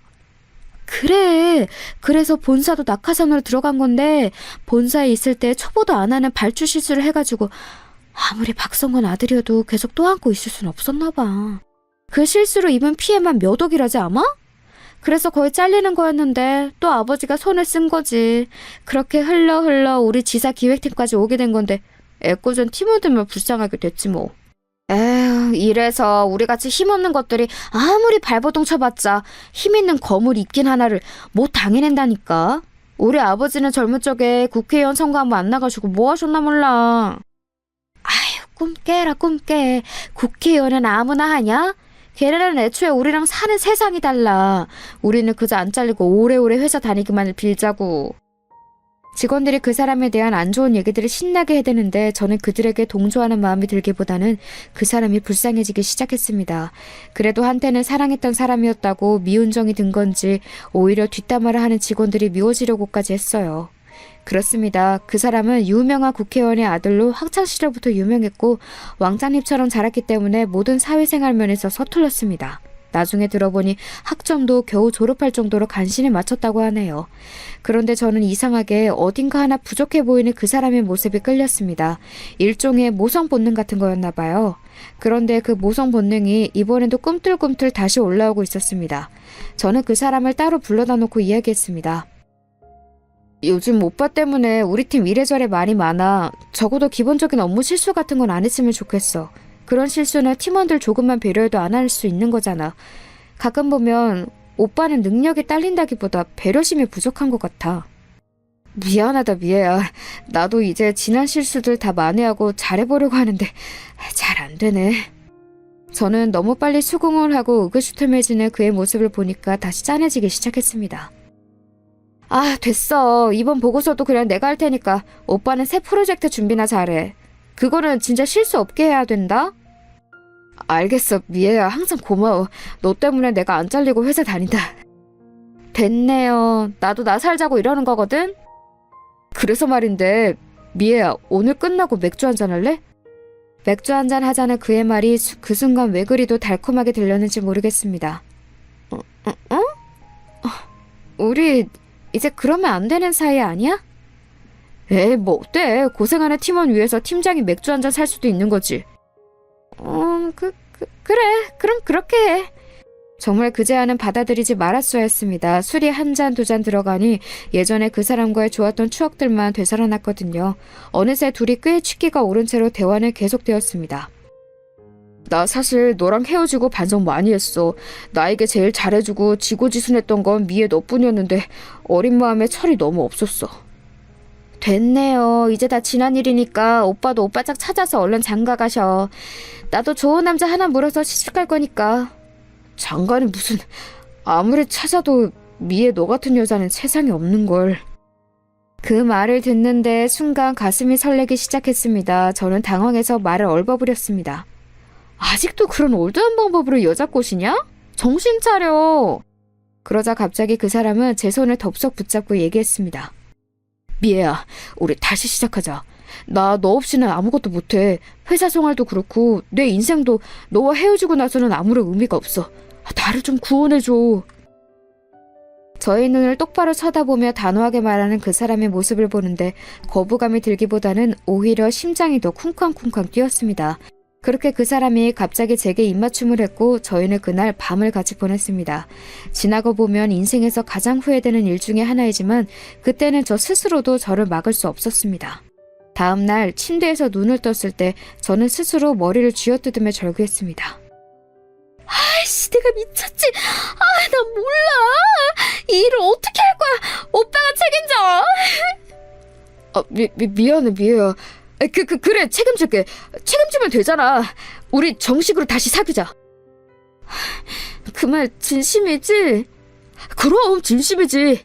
김미애, 이 오빠만 믿고 따라와. 그렇게 저희는 다시 정식으로 교제를 시작했습니다. 처음 연애 때 받은 상처로 불안한 마음이 한가득이었지만 그래도 제 딴에는 회사 일도 우리의 관계도 잘해보겠다고 애쓰는 모습을 보면서 좋은 면만 생각하기로 했습니다. 그렇게 몰래 시작한 사내 연애가 몇 달이 이어졌을 무렵 그때도 차려 근무를 한 다음날 탕비실에 팀원들과 커피를 타러 들어갔습니다. 그렇게 원두커피를 한 모금 들이키려는 순간 김대리님 왜 그러세요? 괜찮으세요? 괜찮아. 그냥 잠깐. 저는 순간 엄청난 불안감이 몰려오기 시작했습니다. 설마? 그 길로 불이 나게 약국으로 달려가서 임신 테스트기를 사서 회사 화장실에서 돌아와서 테스트를 했는데 앞불싸 너무나 선명한 두 줄이 제 눈에 들어왔습니다. 저는 그 길로 그 사람에게 달려가 이 사실을 알렸습니다. 뭐? 그게 진짜야? 이거 봐봐. 그 사람은 잠시 고심하는 듯 하더니 제게 조심스럽게 말했습니다. 미애야, 이왕 이렇게 된 거 우리 결혼하자. 우리 부모님이랑 너희 부모님은 내가 잘 설득할게. 그게 정말이야? 저는 그 사람도 저만큼 적잖이 놀라고 당황할 줄 알았는데 오히려 침착하게 결혼 얘기를 먼저 꺼내는 그 사람의 모습을 보니까 그 순간에는 그 사람이 그렇게 든든해 보일 수가 없었습니다. 결혼은 일사천리로 진행되었습니다. 양가 상견례도 번갯불에 콩 구워 먹듯이 해치웠고 시부모님은 제 배가 더 불러오기 전에 주변의 눈을 의식해서 얼른 결혼식을 진행하길 원하셨습니다. 그렇게 식을 올리고 얼마 지나지 않아 예쁜 공주님이 탄생했습니다. 전혀 예상하지도 계획하지도 않은 결혼과 출산이었지만 그래도 제품에 안겨 새근새근 잠든 공주님을 볼 때마다 결혼을 하길 참 잘했다는 생각이 들었습니다. 그러나 그런 행복감은 아이가 태어난 지 얼마 지나지 않아 산산조각이 났습니다. 저는 그때 당시 육아휴직을 하고 아이를 돌보느라 여념이 없었는데 남편은 점점 팀 회식이다 출장이다 갖은 핑계를 대며 귀가가 늦어졌습니다. 그리고 대학 신입생 시절 처음 만났을 때의 그 고질병, 술 먹으면 연락이 두절되는 버릇이 되살아났습니다. 사내 연애를 할 때는 늘상 붙어 있었으니까 그 고질병이 도질 틈이 없어서 까맣게 잊고 있었는데 밤새 우는 아이를 달래며 동시에 연락이 두절된 남편을 하염없이 기다리던 밤, 그때의 기억이 떠올라서 얼마나 무서웠는지 모릅니다. 무언가 이 결혼이 잘못되었다는 느낌이 들어서 말이죠. 그런 저의 예감은 빗나가지 않았습니다. 그날도 육아에 지쳐 아이를 재우고 잠시 소파에 기대어 쉬고 있었을 때 전화 한 통이 걸려왔습니다. 여보세요? 대리님, 저 박주임이에요. 전화를 건 사람은 저와 같은 팀에서 친하게 지내던 박주임이었습니다. 어머, 박주임, 오랜만이다. 잘 지냈어? 회사는 잘 돌아가지? 네. 그런데 드릴 말씀이 있어서요. 그게 뭔데? 저기 요새 회사에서 이상한 소문이 돌아요. 박준영 팀장님이랑 경영지원팀 이미진 팀장이랑 그렇고 그런 사이라고. 저는 그 이야기를 듣는데 하늘이 노래졌습니다. 이미진 팀장은 회장님의 손녀딸로 해외 유학에서 돌아오자마자 저희 지사에 낙하산으로 입사한 사람이었습니다. 듣기로는 유학 시절에도 불려시 같은 외모로 남자들을 홀리고 다녔다고 하더군요. 아닌 게 아니라 남편이 최근에 경영지원팀이랑 협업을 할 프로젝트가 생겼다며 그걸 핑계로 자꾸 야근을 하곤 했는데 협업할 프로젝트라는 게 지들끼리의 불륜 프로젝트였나 보네요. 저는 처음에는 너무 충격을 받아서 현실을 부정했습니다. 에이, 아니겠지. 안 그래도 요새 경영지원팀이랑 협업하는 게 있다며. 그러다 보니까 뒤에서 이야기 만들어내기 좋아하는 사람들이 또 하나 가십거리 만든 거겠지. 대리님, 그 프로젝트 옛날에 끝난 지 오래예요. 그마저도 두 사람의 일은 내팽개치고 신나게 놀아나느라 흐지부지 마무리됐어요. 명확한 물증은 없지만 아무튼 두 사람 사이에 무언가 있는 건 분명해요. 그게 정말이야? 네, 대리님. 저 계속 고민하다가 아무래도 대리님 위해서 꼭 말씀드려야 할 것 같아서 이렇게 전화드려요. 부디 판단 잘하시길 바랄게요. 저는 계속해서 박주임의 말을 믿을 수 없었습니다. 버젓이 저희 팀원들이 이렇게 옆에 있고 심지어 그 팀원들 중에는 박주임처럼 저랑 친한 직원들도 있는데 그런 상황에서 두 사람이 과감하게 불륜을 저지른다고요? 저는 아무리 생각해도 상식적으로 납득이 가질 않았습니다. 둘 중 하나라고 생각했어요. 이 소문이 완전한 거짓말이던가 남편이 정욕에 눈이 멀어 상식적인 상황 판단도 할 수 없는 사람이거나요. 그래서 저는 제 두 눈으로 이 사실을 확인해 보기로 했습니다. 마침 친정엄마가 동생네 일주일 정도 머무르기 위해 서울로 올라오신다고 해서 딸아이는 친정엄마에게 맡겨놓고 본격적으로 남편의 뒤를 캐기 시작했습니다. 처음 며칠은 아무것도 나오는 게 없었습니다. 회사 맞은편 건물 카페에서 하루 종일 잠복하며 동태를 살펴도 별다른 게 없었고 남편도 그 며칠은 무언가 꺼림칙했는지 일찍 귀가를 했습니다. 하지만 며칠 뒤 한 번 더 남편의 뒤를 밟은 결과 저는 너무 충격적인 장면을 마주해야 했습니다. 남편은 그날도 경영지원팀과의 협약 업무로 야근을 할 거라고 얘기하고 출근한 상태였습니다. 저는 어차피 의미 없이 낮부터 잠복을 해봤자 수확이 없을 것이라고 생각하고 그날은 퇴근 시간이 가까웠을 무렵부터 잠복을 했습니다. 날이 어둑어둑해지고 아직까지 남편이 근무하는 층에는 불이 켜져 있었습니다. 경영지원팀과는 바로 위아래층에 위치하고 있어 다 불을 켜고 아직 근무 중인 것을 알 수 있었죠. 그것을 보면서 일만이라도 남편이 진짜 야근을 하고 있구나 라고 안심을 했던 제 자신을 바보 같습니다. 얼마 지나지 않아 직원들이 하나둘 퇴근하느라 회사 건물 1층을 나서는 모습들이 보였습니다. 그렇게 한 30분쯤 지났을까요? 갑자기 기획팀 층과 경영지원팀 층의 불이 꺼지기 시작했습니다. 왜 불이 동시에 꺼지지? 그리고선 계속 지켜보는데 남편이 혼자서 건물 1층을 나서는 게 보였습니다. 분명 야근을 한다고 했는데 불을 끄고 회사를 나서는 모습이 수상해서 전화로 어디냐고 물어볼 참이었습니다. 그렇게 전화를 걸었더니 남편은 제게서 전화 오는 것을 확인하더니 받지 않고 다시 주머니 속에 폰을 넣는 것이 아니겠어요? 저는 정말로 기가 찼습니다. 그런데 곧바로 뒤이어 이미진 팀장이 따라 나오는 것이었습니다. 두 사람은 주변 눈치를 살피더니 이내 근처로 걷기 시작했습니다. 저는 재빨리 카페에서 나와 두 사람을 미행했습니다. 두 사람은 잠시 후 어느 골목으로 들어가기 시작하더니 사람이 없는 것을 확인하더니 팔짱을 끼기 시작했습니다. 저는 재빨리 폰을 꺼내 들고 그 장면을 찍었습니다. 손이 덜덜 떨려서 폰을 손에서 놓치는 줄 알았습니다. 계속해서 뒤를 밟는데 글쎄 두 사람이 어느 모텔로 들어가는 것이 아니겠어요? 저는 두 사람이 입구에 들어서는 것부터 해서 바깥에 나오는 장면까지 고스란히 사진에 담았습니다. 아직 어린 딸아이를 생각하니 앞길이 막막했지만 그래도 제대로 된 양육 환경 밑에서 자라게 하려면 지금이라도 이 증거를 모아 이혼을 해야 했으니까요. 그날 밤 남편은 새벽녘이 되어서야 귀가했습니다. 저는 말없이 거실 소파에 앉아 있었습니다. 왜 안 자고 있어? 수진이는? 아직 장모님이 보고 계셔? 저는 묻는 말에 대답도 안 하고 두 사람의 불륜 현장을 인쇄한 사진을 그 사람 앞에 툭 던졌습니다.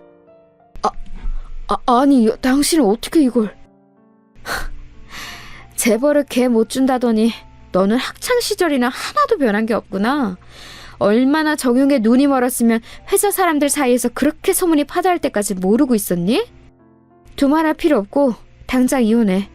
위자료는 단단히 준비해야 할 거야. 벌써 변호사도 다 선임했어.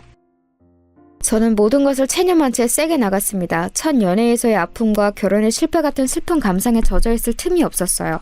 어떻게든 딸아이를 이 비정상적인 환경에서 벗어나게 하고 싶었거든요. 그런데 오히려 이 인간은 적반하장으로 나왔습니다. 그래, 바람 폈다. 이혼? 까짓것 해줄게. 미진이랑 나 당신보다도 훨씬 오래된 사이야. 우리 아버지랑 미진이 할아버지랑 오래전부터 가까운 사이인 거 알지? 너 알기 전부터 우리는 이미 이어질 운명이었다고. 괜히 애가 들어서가지고 재수없게. 뭐라고? 너 지금 뭐라고 했어? 그럼 처음부터 우리 결혼은 장식이었던 거야? 수정이 네 새끼야. 그런데 뭐? 괜히 애가 들어서? 너가 인간이니? 안 그래도 조만간 얘기하려고 했어. 얼떨결에 너랑 결혼하게 되는데 너랑 나랑은 인연이 아닌 것 같다. 수정이 양육비는 섭섭지 않게 챙겨줄 테니까 걱정 말고. 양육비에 얹어서 필요한 돈은 얼마든지 더 줄게. 다만 나도 조건이 있어.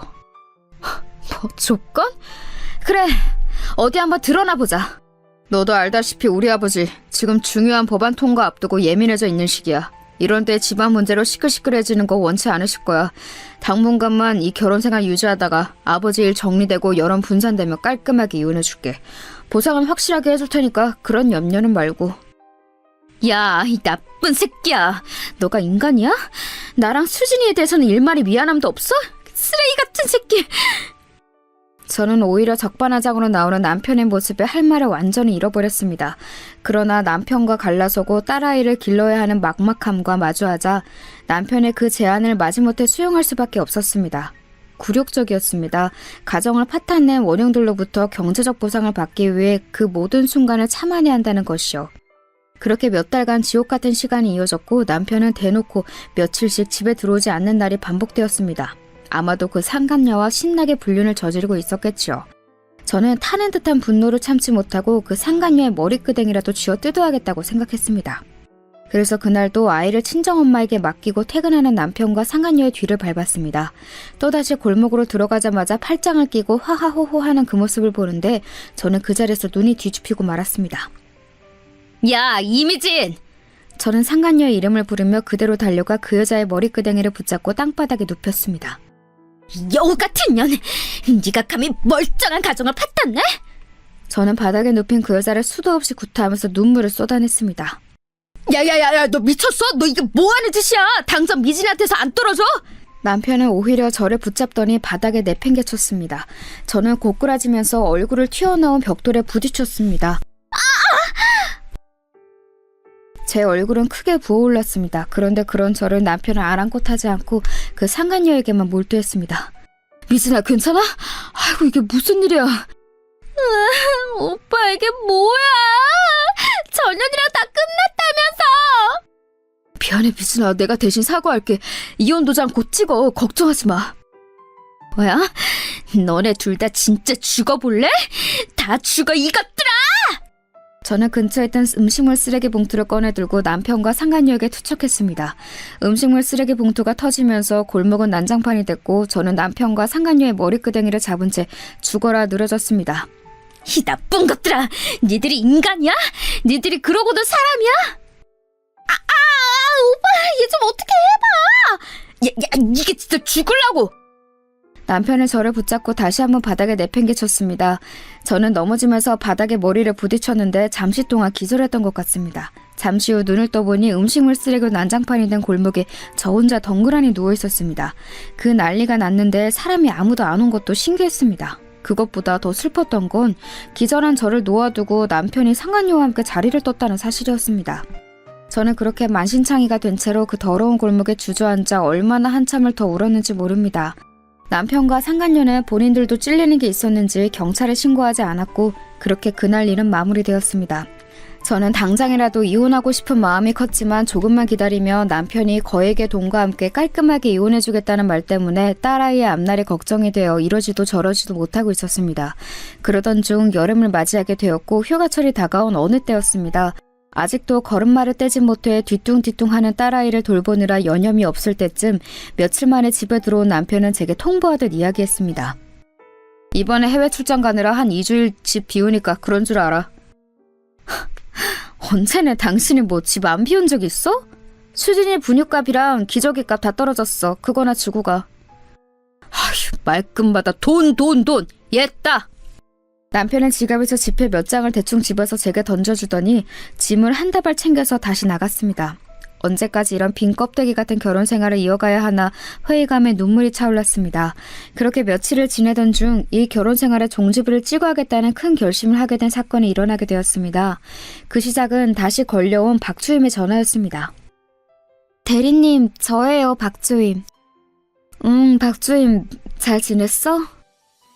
대리님, 큰일 났어요. 제가 지금 휴가차 양양에 와 있는데요. 여기서 박준영 팀장님을 봤어요. 저는 해외 출장을 간다고 거짓말을 하고 양양으로 놀러 갔다는 남편의 소식을 들었는데 이제는 별로 놀랍지도 않았습니다.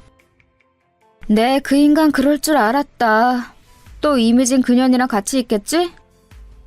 네, 그런데 그게 좀 이상한 게요. 박 팀장님 아버지랑 우리 회장님이랑 박 팀장님 온 가족들이 다 같이 있어요.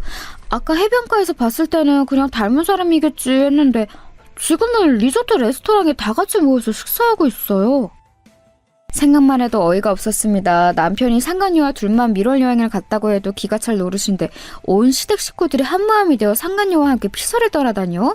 저는 그 길로 남편한테 전화를 걸었습니다. 이번에는 웬일로 바로 받더군요. 뭐야, 나 바빠. 용건만 말하고 얼른 끊어.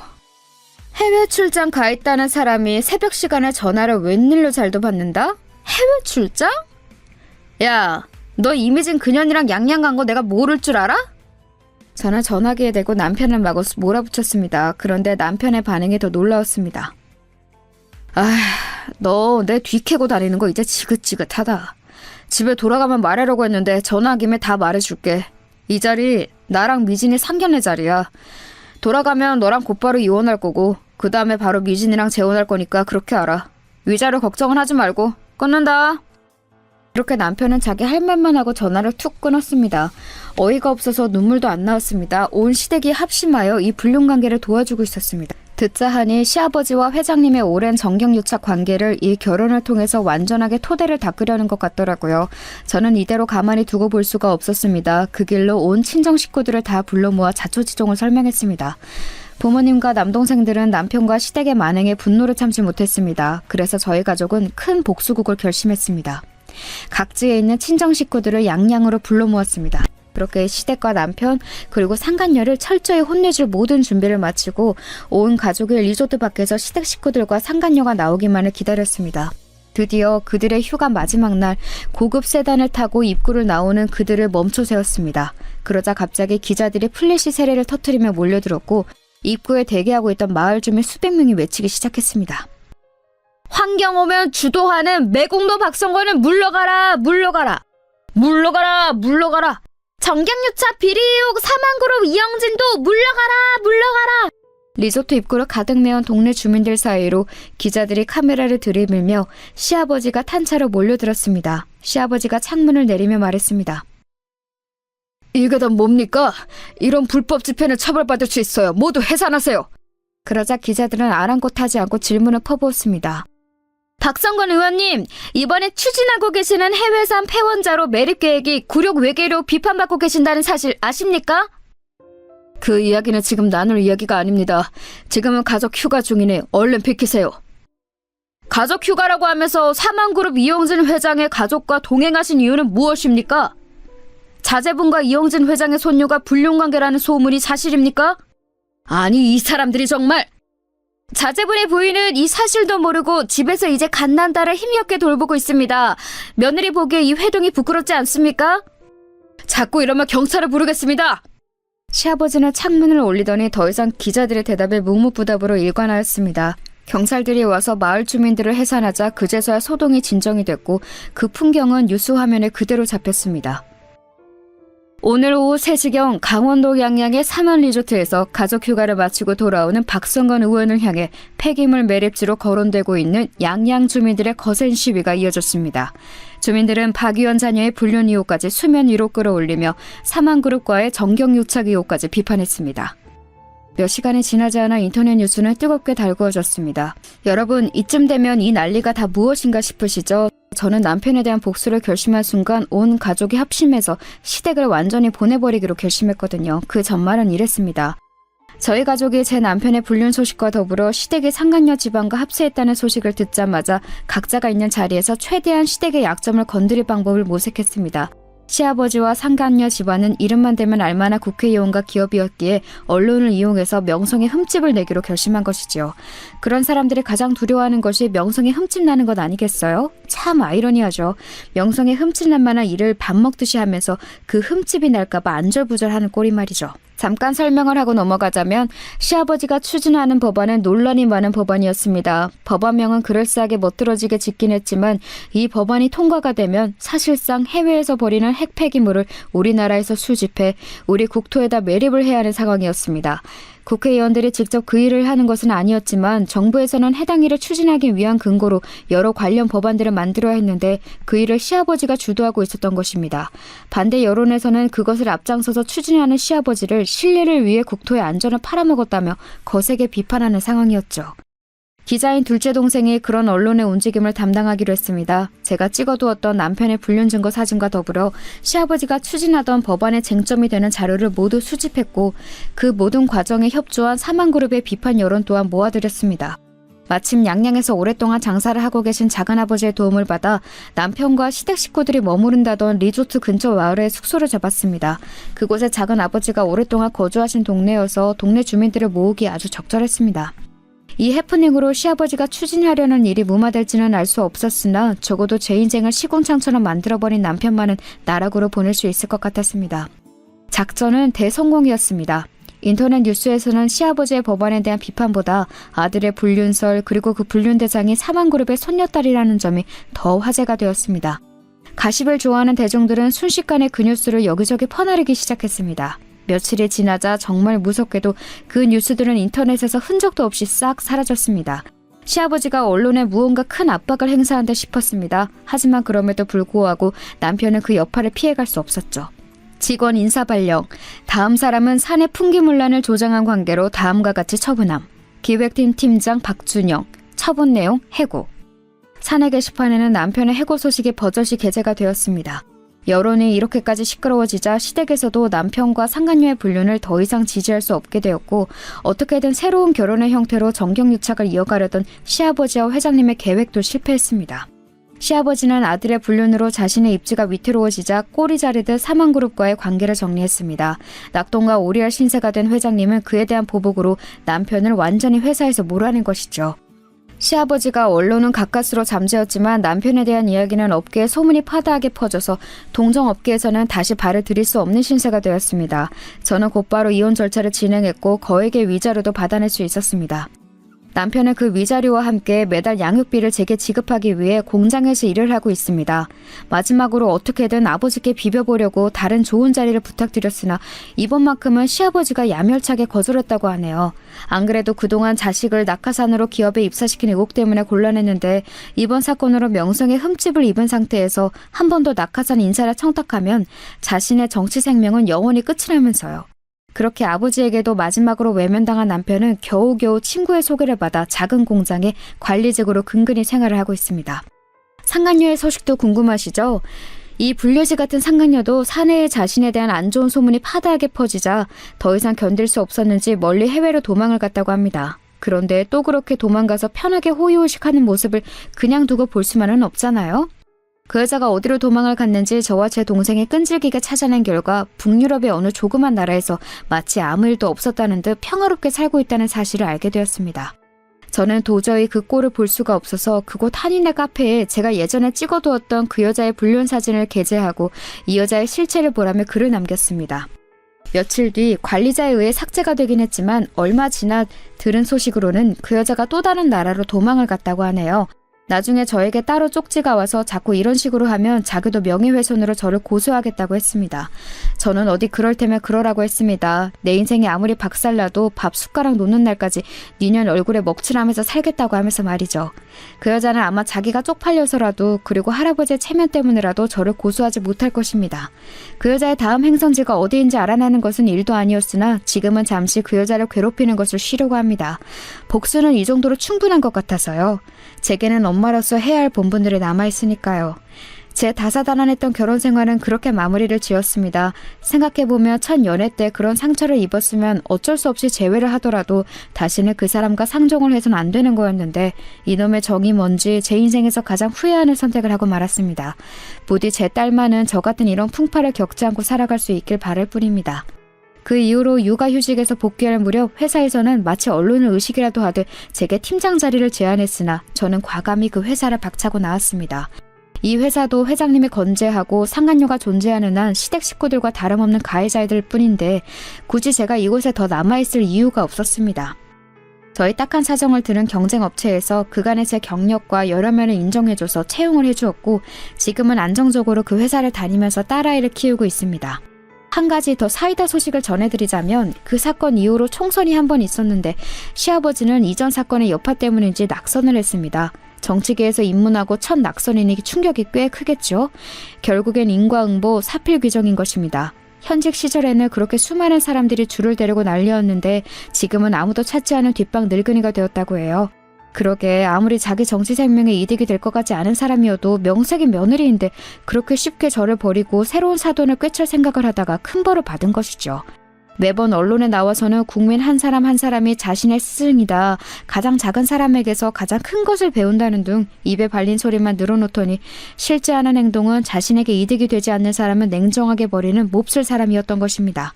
부디 이런 사람이 다시는 정계에 발을 들여놓지 않았으면 하는 바람입니다. 오늘 사연을 듣는 분들 중에서도 혹시나 억울한 상황에 있거나 그것을 극복하기 위해서 열심히 싸우는 분들이 있다면 희망을 잃지 않길 바랍니다. 열심히 싸워나가다 보면 저같이 사이다 한 잔 시원하게 들이킬 날이 반드시 올 테니까요. 제가 준비한 사연은 여기까지입니다. 모두 좋은 하루 보내세요.